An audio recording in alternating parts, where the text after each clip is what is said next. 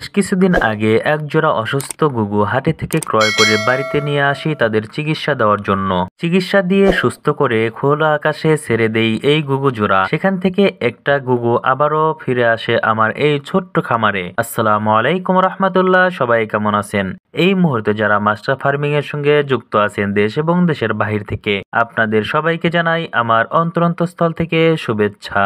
কিছুদিন আগে এই ঘুঘু জোড়া আমি ছেড়ে দিয়েছিলাম, আপনাদের সঙ্গে শেয়ার করেছিলাম। ঘুঘু জোড়া পুরোপুরি সুস্থ হওয়ার পর তার খোলা আকাশে ছেড়ে দেই আমি, কিন্তু আজ হঠাৎ করে দেখি আবারও ফিরে এসেছে আমার এই ছোট্ট খামারে। নতুন করে খামারের পাশে নারকেল গাছ রোপণ করেছি আমি। এই নারকেল গাছে বসে দেখে আমি তাড়াতাড়ি করে মোবাইল হাতে নিয়ে ভিডিও করি আমি আপনাদের সঙ্গে শেয়ার করার জন্য।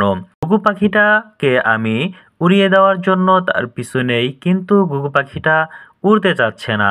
তার কাছে গিয়ে আমি ধরতে চাই, ধরা দিতে চাচ্ছে, কিন্তু সে উড়ে যাচ্ছে না। এটা কেমন?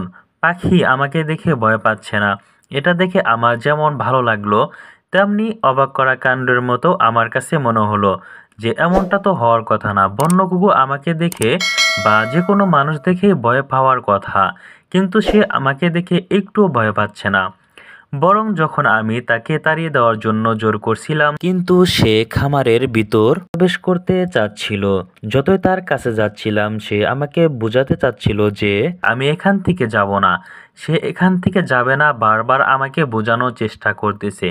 আমি তার কাছে গিয়ে যখন হাত দেওয়ার চেষ্টা করি, সে উড়ে গিয়ে খামারের দরজার সামনে গিয়ে বসে। কিছুক্ষণের মধ্যেই সে খামারের ভিতরে সোজা ঢুকে পড়ে। এভাবে খামারের ভিতরে ঢুকতে দেখে আমি অবাক হয়ে গেছি। এই ঘুঘু পাখিটা আমার খামারে রেখে দেবো কিনা আপনারা মতামত জানাবেন। দেশি হাঁস মুরগি নিয়ে নিয়মিত আলোচনা হবে।